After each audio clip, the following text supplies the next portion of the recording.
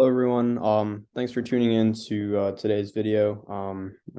So appreciate you guys kind of listening to these. I know they're kind of long, so I'm going to try to kind of be as concise as possible.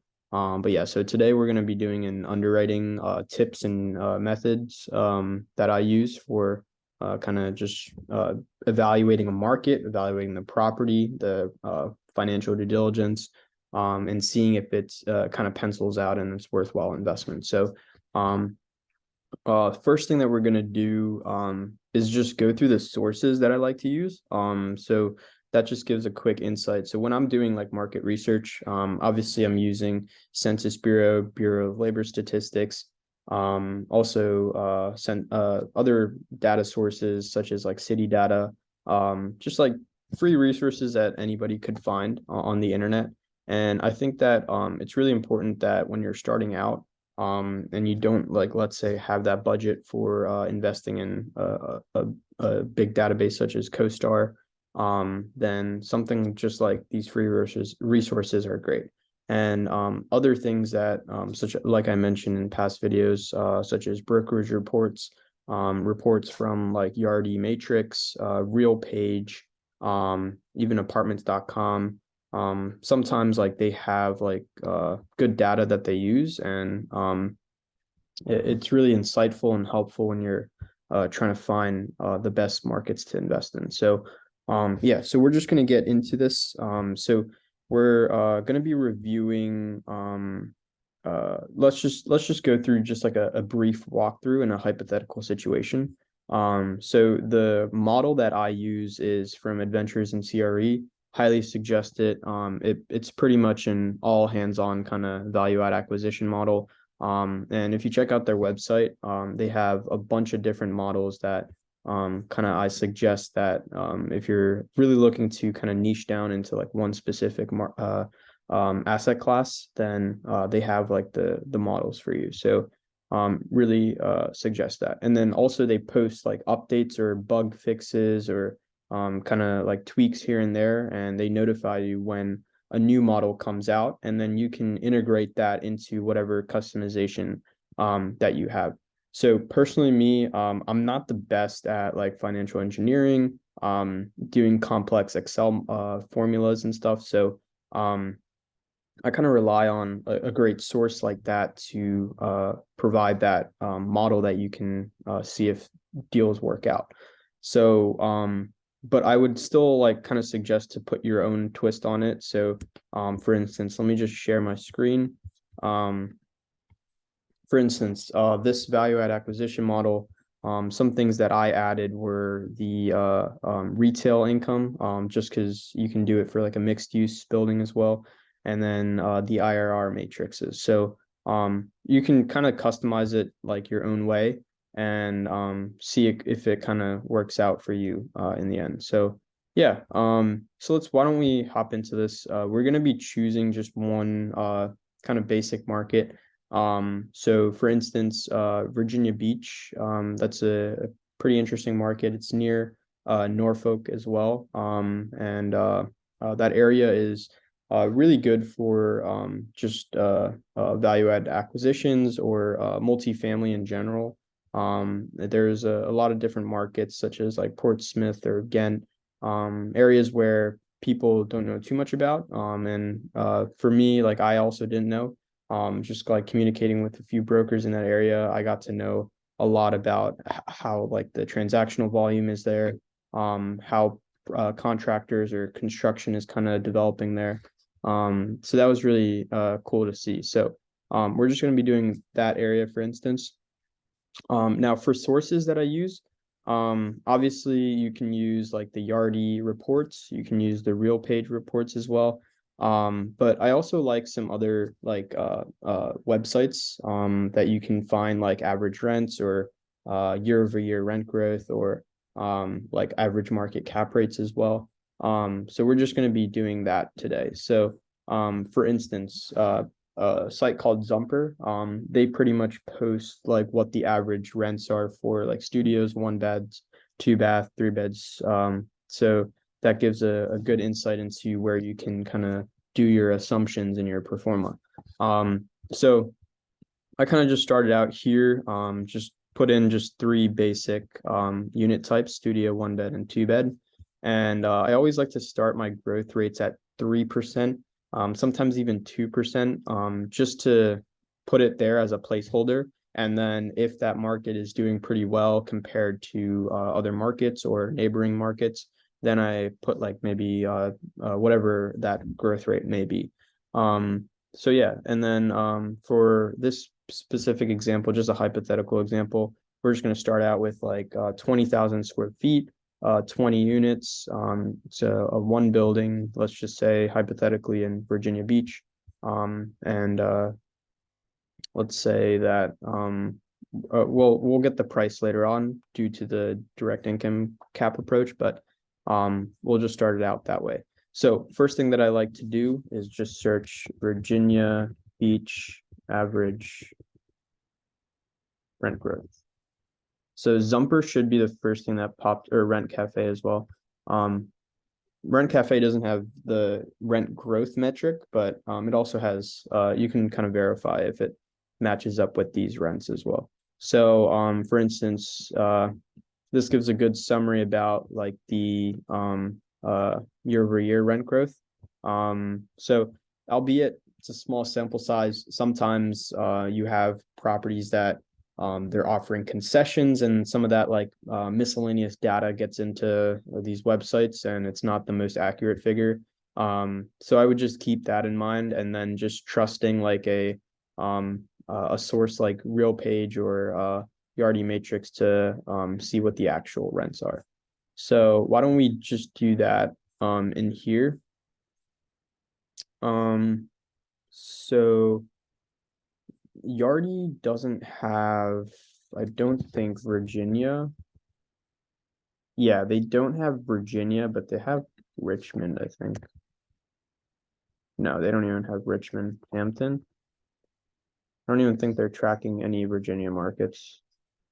But anyways, this is still a great source that they post this like monthly. So they have like this kind of national multifamily coverage report. So I would definitely kind of look into this. So we're just gonna have to find what the actual rent growths are in the market.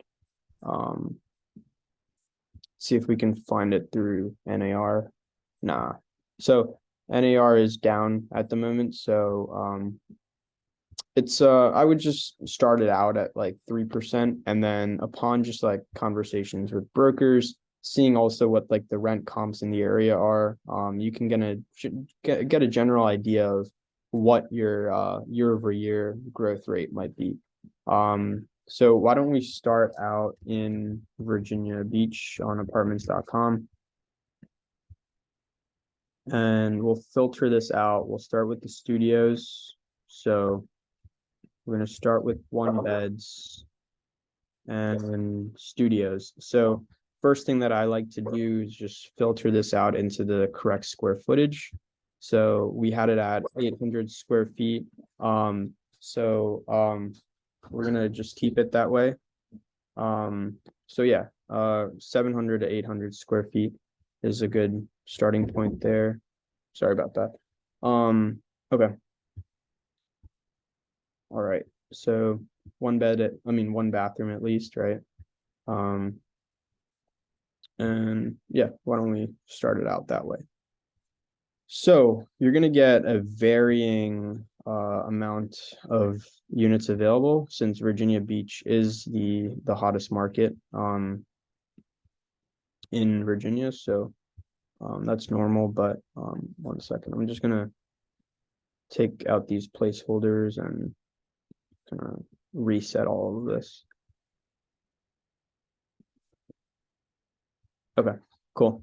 So what I like to start out for debt, I don't like to put the refi in yet. I always think that refi is kind of an added benefit for any investor.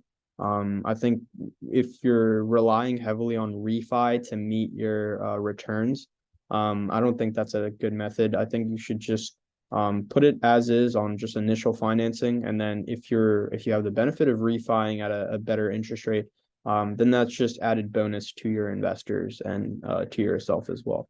So I would keep it at that. So I'm starting at 6.5 fixed rate debt, 24-month term for a 30-year amort. So that's what I have for that. And then when I'm coming down here, when I'm trying to find the rents out, so let's just do that. Let's nail down these rents and see what the market is telling us.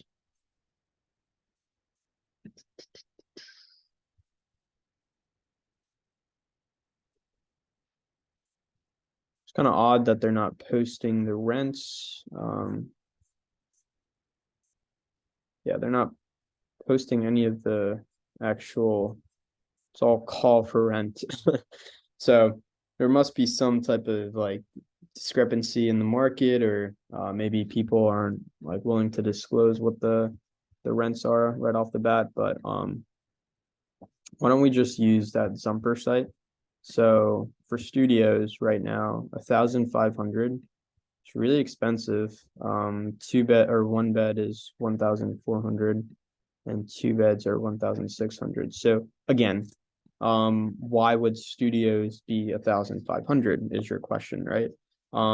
So maybe there's obviously a lack of supply for studios, and people are trying to benefit from that lack of supply and charge a higher rate for that. So I'm just trying to think about that. Yeah, that would work. So decrease in supply is going to make things more scarce, so prices are going to go up. Here you can check what the actual data was. So in 2019, it was around 1,100, and then experienced some volatility, and since then it has increased a substantial amount. So pretty interesting figures there. Let me just look up just another source that I can use. Average rent growth, Virginia Beach. Let's try Rent Cafe. So they don't have the figures for 1 beds or studios. It's just kind of like an average of everything. So again, not the greatest source there, but just trying to figure out where I can kind of solidify this apartment list. Okay. 1 bed's at 1,400, 1,600. Annual change in median rent. That's an interesting figure. Month over month rent growth. Okay. Month median overall rents among the largest cities. Interesting. I don't like to look at month over month figures. I think that's too small of a sample size, or time range. Let's go to point to homes. Let's see what they have here. So they're saying that year-over-year change in average apartment rent was 7.5%. Do they have figures on studios, 1 beds, and 1 baths? Oh, there you go. Okay. So studios, I would say this is where you're at. Oh, that's just the number of units. It's just frustrating. I can't find anything.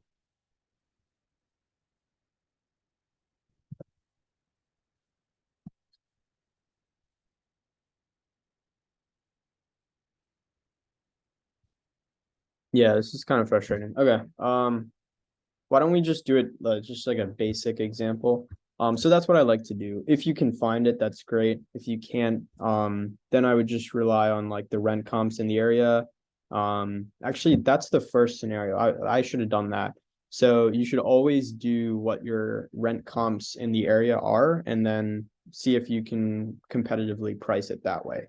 Then I would say if you're like the only apartment building in the town, or it's kind of like a rural area or a suburban area, then I would just look at your local market and then just price it that way. So we're just gonna do just like a general thing. I wouldn't suggest putting like just random numbers in, but I'm just gonna do it for time's sake right now. So 1,000, 1,200, and 1,500. So that will be just like what I'm gonna start out with. And let's say I do offer like some concessions. And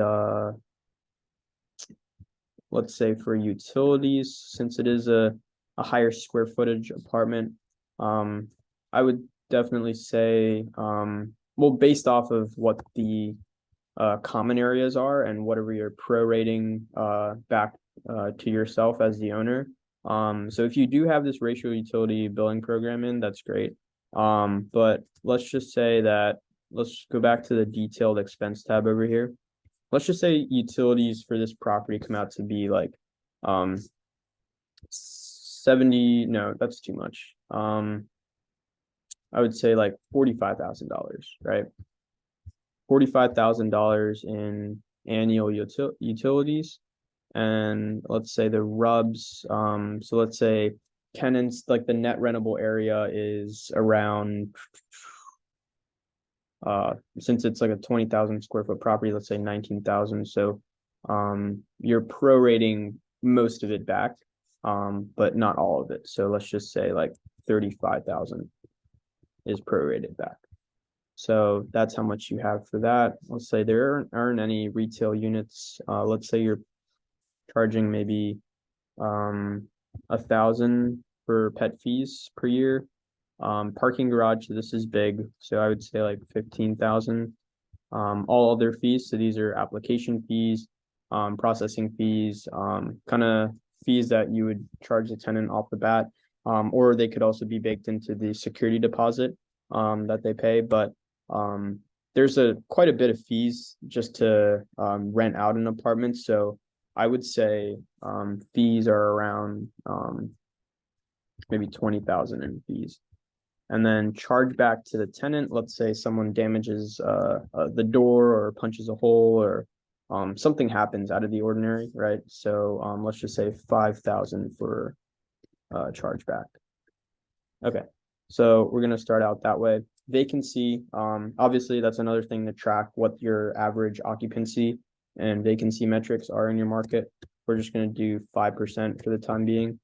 And let's say there is a bit of loss to lease. I would probably say maybe 2 or 3%, because there is going to be a difference between your market rents and your in-place rents. So always put like actually even more might be wiser there. So yeah, and then we're going to detailed expenses.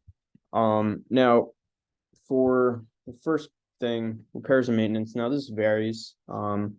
If you even have like I would say it might increase if you have like a maintenance supervisor on staff, like at the facility, because I would generally say they're more attentive to what's going on than like a passive landlord would be, right?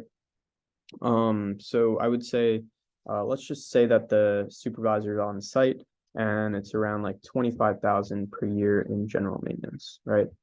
And then some turnover baked into that as well. So 30,000 there. Cleaning, let's do say that there's a cleaning staff on board. So maybe 10,000 for cleaning. Contract services, obviously you're gonna have a trash contract, you're gonna have other like contracts such as elevator service if you have an elevator, but commissions are obviously here. So I would definitely say like 10,000 there. And then marketing, let's say it's pretty minimal at like maybe 5,000 per year. General administrative, so obviously your office supplies, telephone, computers, permits and inspections, professional legal fees. So quite a bit here. I would probably say this or utilities is going to be, and like taxes as well, are going to be your highest expenses. So I would say this is around like 30,000.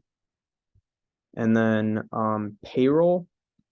So let's say you do have just like a maintenance supervisor on staff, and I don't think if you already have like a cleaning contract with like a local cleaning company or something like that, I don't think there is too much, just I would say leasing agents and kind of concierge as well. Those two things might be needed at a kind of like a medium-sized multifamily. So I would definitely put some salaries in here. Okay. So maybe I might be kind of going a little bit up on the prices here, but I'm just going to keep it that way. And then obviously you can kind of adjust what the actual numbers are. And then insurance bill, let's just say like 18,000. And then property taxes, let's say, well, that's another thing I like to check. So if you go to Virginia Beach um, property tax rate, you'll find what the approved real estate tax rates are. So this is where you'll find that Virginia Beach is 0.99 per $1,000 of real estate, I think. Yeah. So 0.99. Okay. And let's say the assessed value for this is $1 million, right? Actually, a 20 unit apartment building, close to 20,000 square feet is easily going to be like probably $3 million. So assessed value is obviously a little bit lower than market value. So I would say assessed is maybe like 2.2 million. So yeah, that's reasonable. So yeah, that's what I think is gonna be happening at this facility. Now obviously a really high expense ratio. And albeit I did charge the rents like pretty low in my opinion, being that it is 800 square feet. So I would actually just maybe even increase the rents here just because you also checked, like you saw what the Virginia markets were. The average rents are 1.6 or 1,600. And if you go back to that Zumper site too, studios are like that much, one beds or that much, two beds or that much. So I would definitely start out with, it's probably even lower than what's there, but I would start out that way. And then maybe 1,400 for the one beds and probably ranging to like 1,650 for the two beds, yeah. And so yeah, that's that. And then the last thing that I like to check is obviously that average cap rate in the market. So if you go to Virginia Beach average cap rate,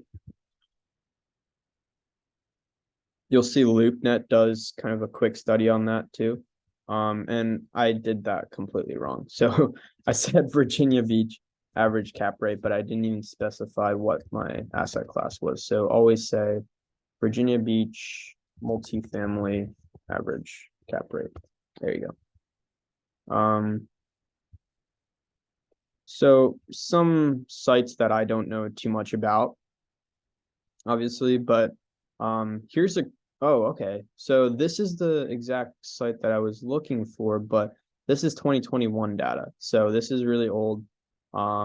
But you could see here what the market cap rate was in 2021, and it was 6.9% for Virginia Beach. So that's pretty high in my opinion. Usually multifamily in general is around like 5.5, upwards of 6%. It's kind of rare to see like 8 cap, 9 cap, 10 cap deals in different markets. But obviously it's kind of up in the air. So here's something that I just found here. So if you go to LoopNet, you go down here.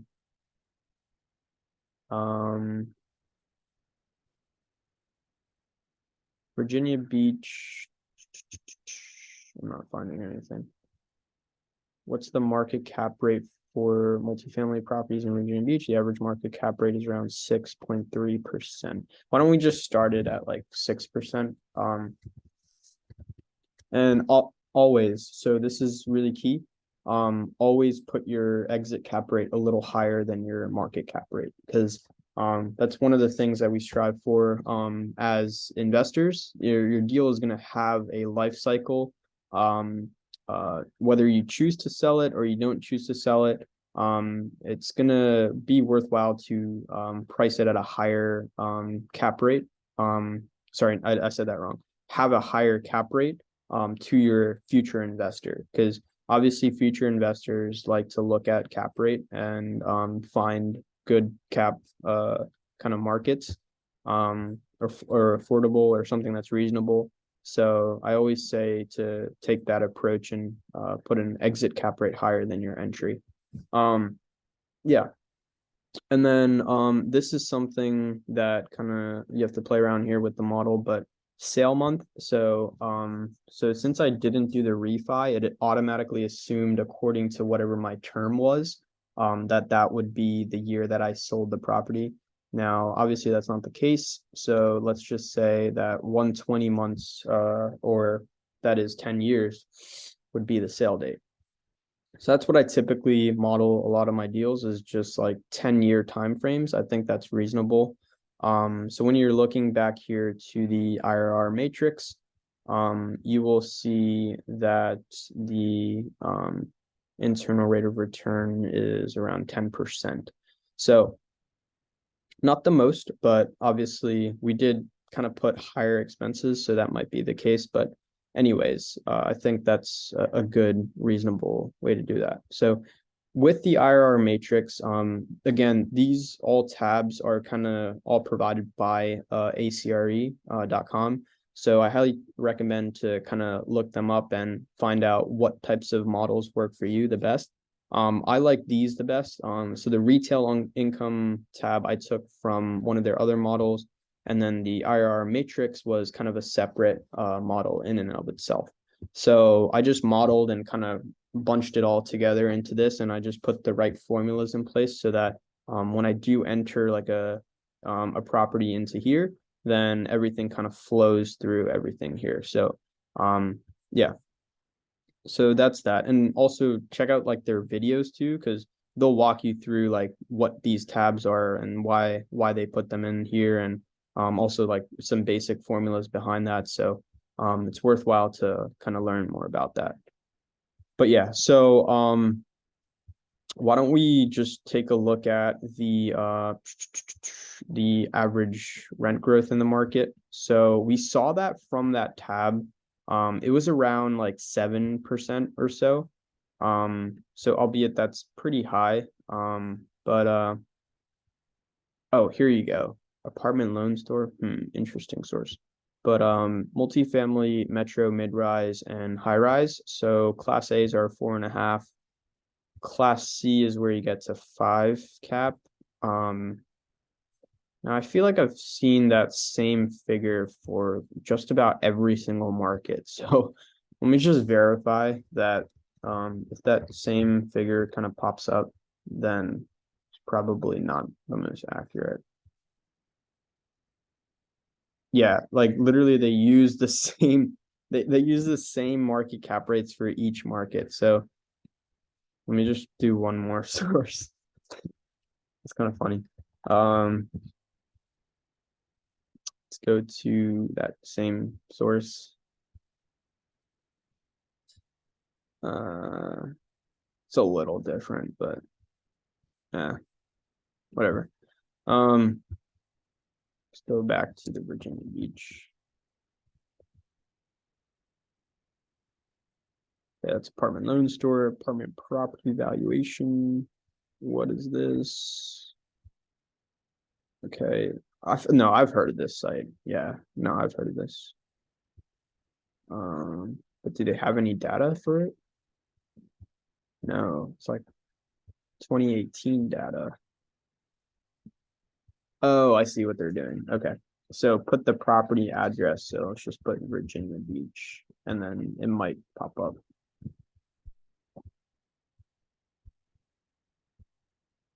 Okay, they're gonna make you do a bunch of stuff, so let's not bother with that. But anyways, oh, there's some local markets from CBRE, but that's 2021 data. Quarter 2 2020 data, traditional cap rates in the city 2021 data, Virginia multifamily properties for sale. I would say the LoopNet one is the one that I like use the most, and also just NAR's database as well. They have like literally, I don't know why for some reason the site's down right now, but if you go here into the local market reports, like this site, they'll have each and every market and a lot of good statistics from each market. So for instance, this is like not working right now. I don't know why, but you'll find some great data points from here. Let me see if I can just find like research reports, you know? So if I go to state and local, I go to state level data. Let's not do that. Sorry. MSA data. Local market reports, metropolitan realtors, county level data. Nah, none of that. Nah. Yeah. Kind of hard to find, but state by state economic impact on real estate. This is the same thing. And then oh, this is actually different. Okay. Virginia. Yeah, you're not gonna get too much there. But anyways, um, that's just that. And then I also like to look at Google Maps. I think Google Maps is honestly fantastic to just learn about the area. Now, albeit this is a rough way to do it, I think you should always, at one point in time through the closing process, meet on site with the broker and see how the property looks, the area looks, and everything. But Google Google Maps is honestly fantastic. But okay, so if we start out in just like the Virginia Beach area, it's a huge area. And I wanted to get the layers on there. Yeah, give me the layers, not the satellite.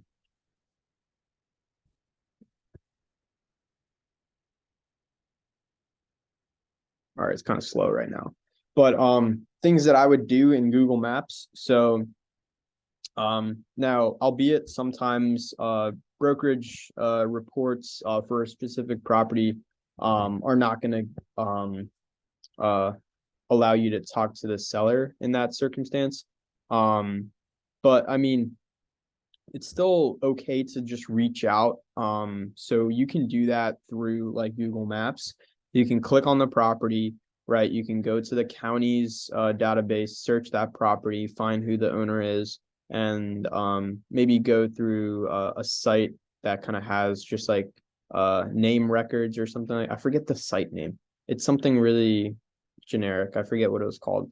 But that site, just search up their name. There's probably a million, or sorry, not a million. There's probably multiple people with that same name.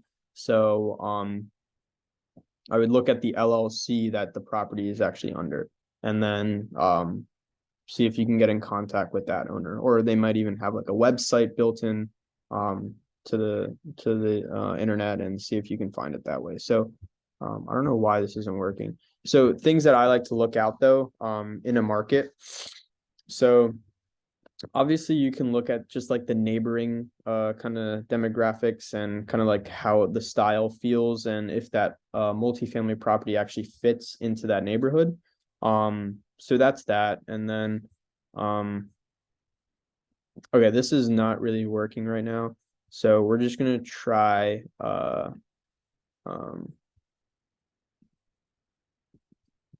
I was gonna say batch leads, but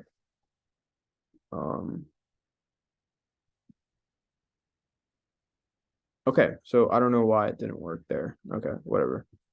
So Virginia Beach. Okay, awesome. So there we go. So now you'll see all of the locations nearby. And you'll also see just like what the area consists of. So the retail, like the hospitality, you'll see some restaurants, big box retailers too, right? Pharmacies. You'll see all of that. So that's really great. And something that I'm trying to learn too is like how to customize like maps, just so that you can create like a quick visual, or kind of like a quick map, that pinpoints the subject property and then tells you whatever is surrounding the area. That's what a lot of like brokerage reports do. They just give you kind of like a snapshot of the area, just so that you can learn it a little better. So, yeah, I would just look at if we can get the layers on here with oh, perfect. Okay, this is great. Okay. So, yeah. So for instance, let's just choose like a random property. So let's go with, let's try and find a multifamily property. That would be best, but um Ocean View.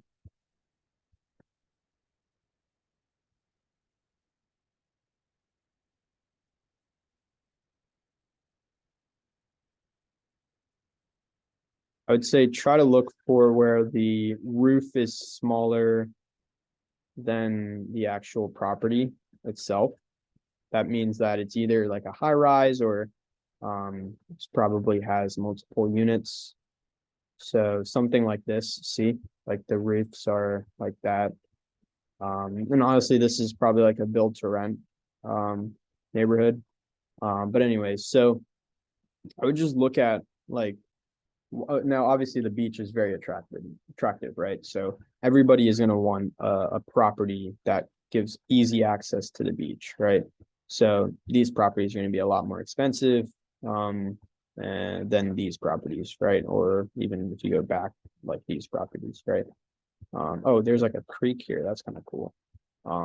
So these creek houses are probably going to be priced a little higher. So take all that kind of into consideration. Um, but yeah, I would just like, okay, so this is the area. This is Ocean View, right? Ocean View. Okay, perfect. So Ocean View, what is nearby? Why would people want to live there, right? Is there easy access to shopping centers, restaurants, anything like that? And the answer is not really. You got to drive a little bit to get places, right? So let's try and find what the nearest okay, so the nearest Walmart is like probably 5 or 6 miles out. Same with Marshall's, thrift store there. So there isn't too much that you can shop for. You got a dollar store here, Bayview Hardware, so this is probably a more popular destination, East Beach. This seems more urban, I would say, and actually not urban, sorry, more activity. You got like boats, you got these um the harbor is here, you got all these boats stationed here. So everything is kind of booming over here. You got even like a tennis court here. This seems like a more friendly, like kind of environment, right? Than that other place. Obviously, the other place had access to the beach.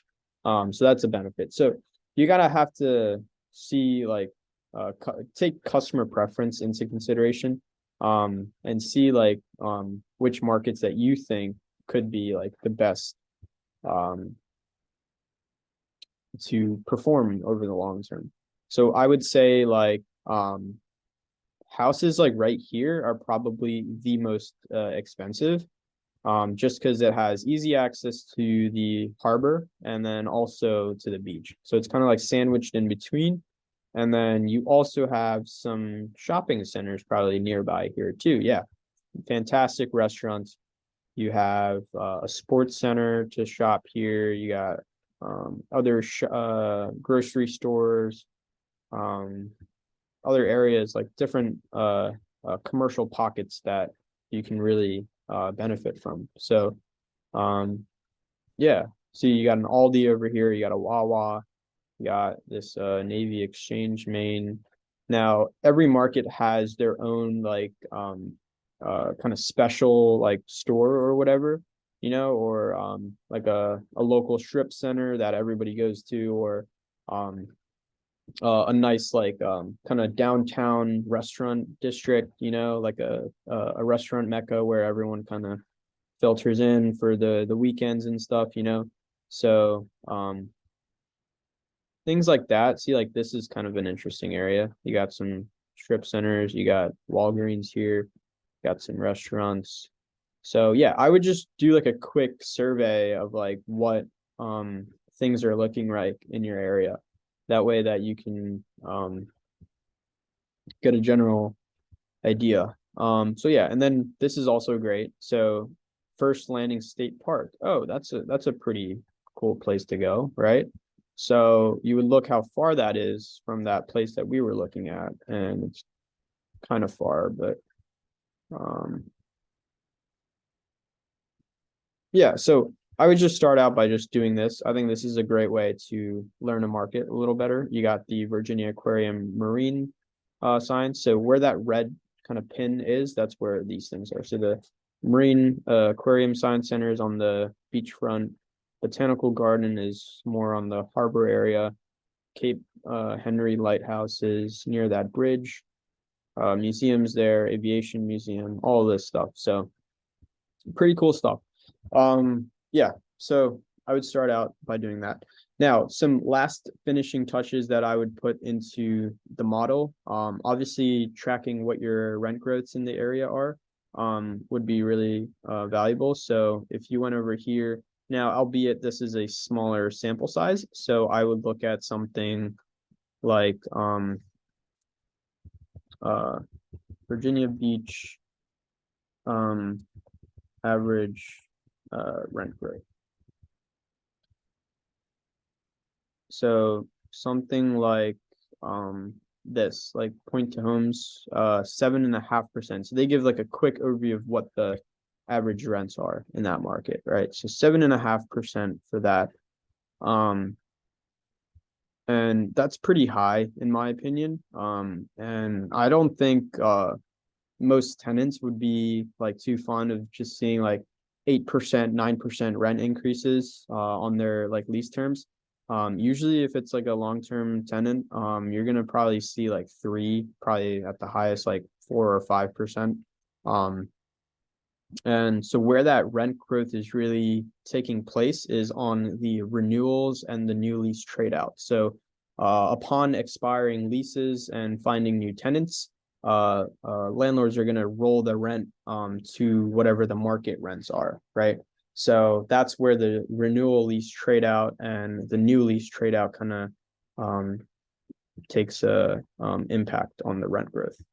But yeah, so I don't have too much data, honestly. What is this? Rentdata.com.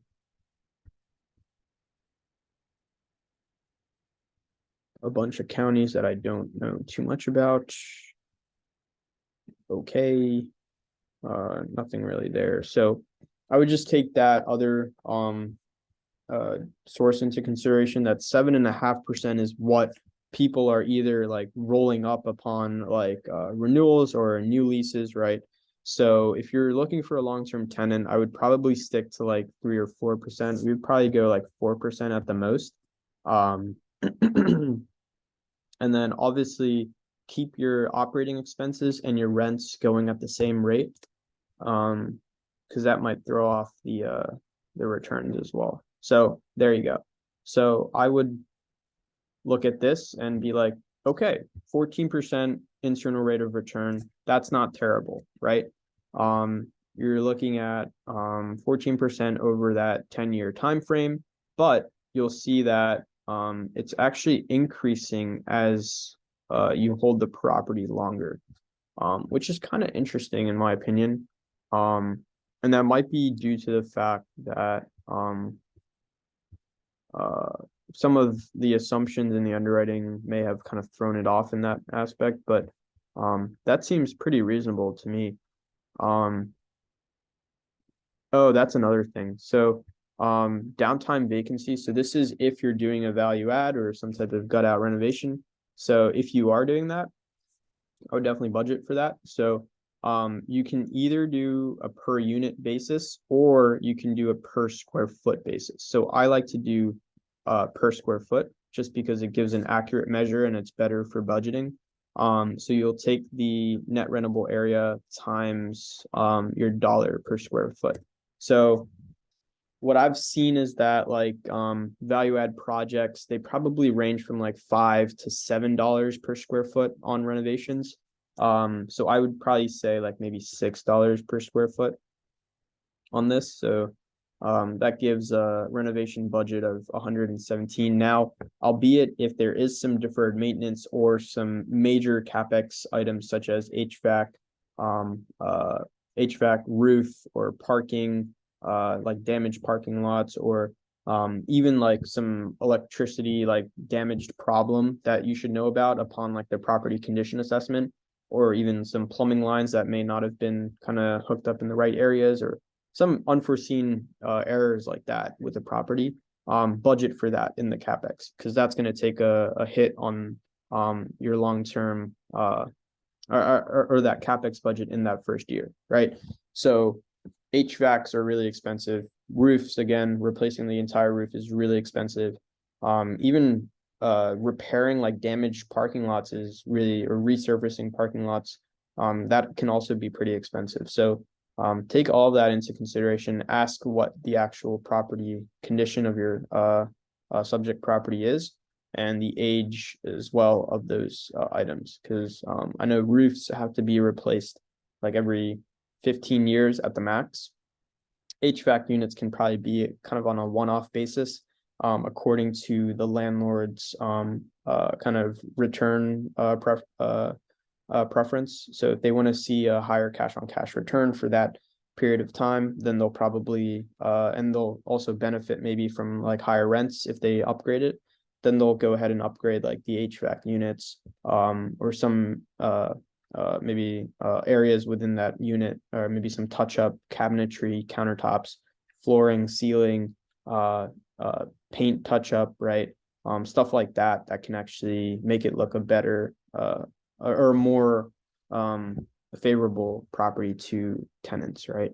I know I'm kind of rambling here, but that's something that I always like to look at, and it's always good to take that into consideration. So yeah, and then I didn't even factor in financing costs. So you would be taking the debt on the property. So let's say we borrowed at 75% LTV, 70% LTC, that is. So I would be taking 0.02%. It might even be 3% for closing costs, but let's just say that much for the financing cost. So 42,000 for that.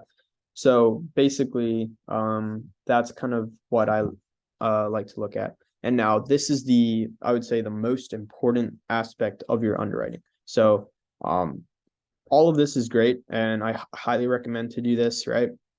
Even budgeting for like capital reserves, because sometimes lenders will probably want to have some type of capital reserves built into your kind of financial analysis. So you might even want to budget for some capital reserves, maybe like 200 per year, more like $500 per unit per year, something like that, right? And then this is, I would say, the most important. So when you're looking down here, this is your yield on cost. So the yield on cost is your NOI divided by your total project cost. So if you look at this, it's kind of an interesting formula, but it's basically K145, right? Which is your NOI divided by the total project cost up here at K47, right? Total project cost includes the acquisition costs, the financing costs, hard and soft costs, all of that, right? So yeah, so here you see a negative spread between your yield on cost and your market cap rate. So that is not the best sign. I would say you want to see a higher spread between that and that. If you see it on an untrended basis, or sorry, a trended basis, you'll see this is still negative at stabilization, but the sale is obviously benefiting because you're going to sell the property at a larger amount. So that's obviously going to be kind of taken into consideration. But the untrended is kind of what I like to look at on a stabilization period. And the other thing that that is affecting that the most is that downtime vacancy. So when you're renovating the units or you're proposing to renovate the units, you're going to have a period of downtime vacancy where you're not collecting rent, you're not making revenue, right? And overall, like that's a big hit on that year one pro forma, right? So now let's say you did have all of the units rented out at stabilization, right? So let's say you factored this in. So let's say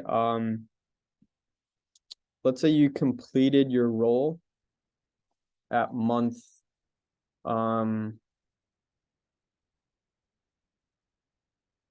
month 24.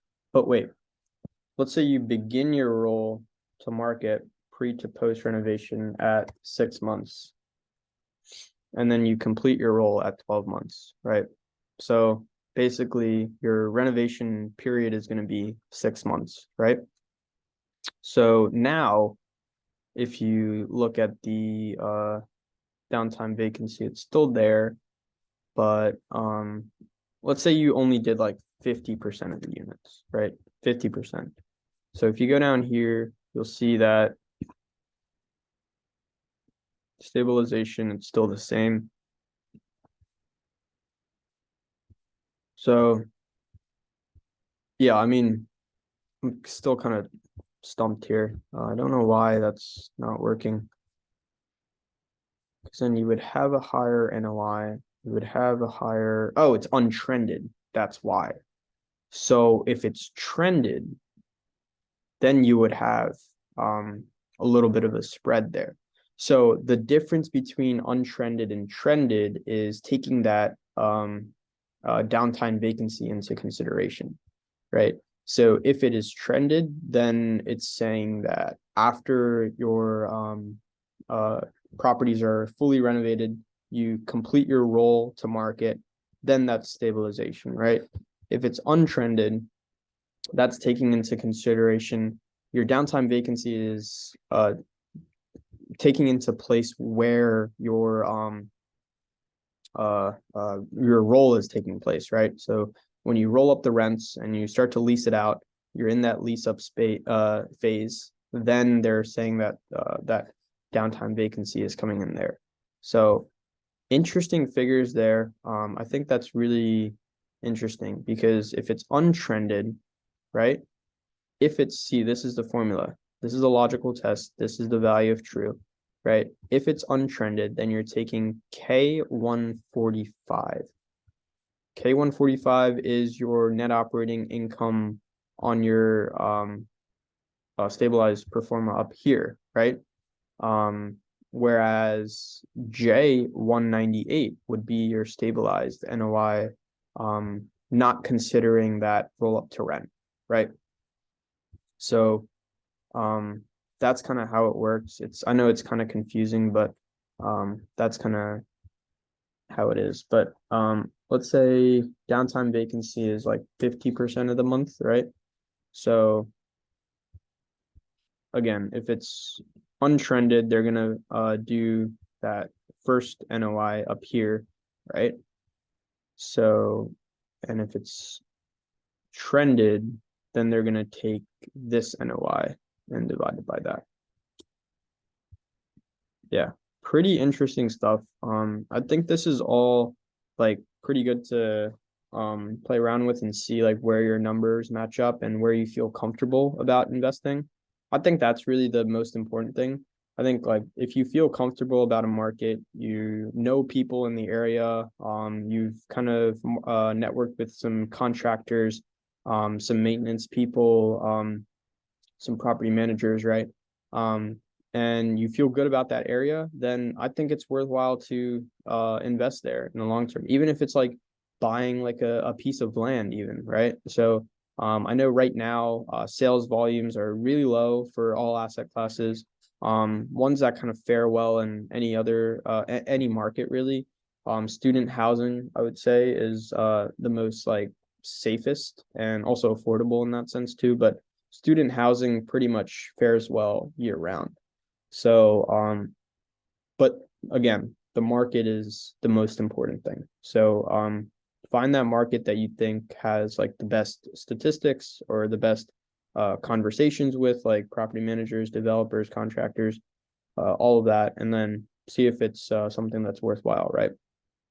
So yeah, I think this was pretty cool, really interesting video. But I like to think about this like thoroughly because when you're just doing it kind of like on a quick and dirty like method, just seeing like, oh, what are the rents in the market? What is that?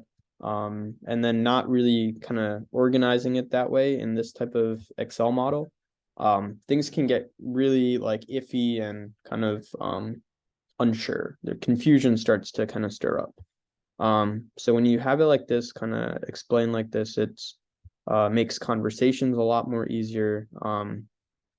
And ultimately, this is like your business plan, essentially, right? Now, obviously, you're gonna have a separate business plan with like your property management company, and how you handle asset management. But that's another story. This is just how you get into a deal, how you evaluate a deal, for what it is, and seeing if you can make a competitive offer on it. But yeah, so thank you again, guys, for watching. Appreciate you guys taking the time. I know this is really long, but I think this was worthwhile. So if you guys want to watch more, I have a lot more videos in the past year that I've done. So take a look at those. If you want to reach out, you can reach us at ARG Design Build. And if you also want to learn more about just like markets and reports, just I would definitely just start hopping on those like brokerage reports, RealPage, Yardi, seeing what's in the market, with like Zillow, LoopNet, right? LoopNet's kind of iffy, but you get the point. So when you really looking into just like markets that you like, just look at that, like maybe 3 or 4 brokerage firms in that area that operate, and see what their investment sales are in that area, and see if you can make an offer. I really think it's a matter of just starting out and kind of getting the feet wet a little bit, and then seeing if we can kind of move forward with the operational and management plan and yield those great returns. That's the ultimate goal. Now obviously there's a lot of different strategies with multifamily. I could probably go on and on about like tax benefits, appreciation, like rent growth, and all of that, but that's probably for another video. So yeah, so again, thanks for watching, guys, and hope you guys can stay tuned in for next week's video, and hopefully we can talk then. See you.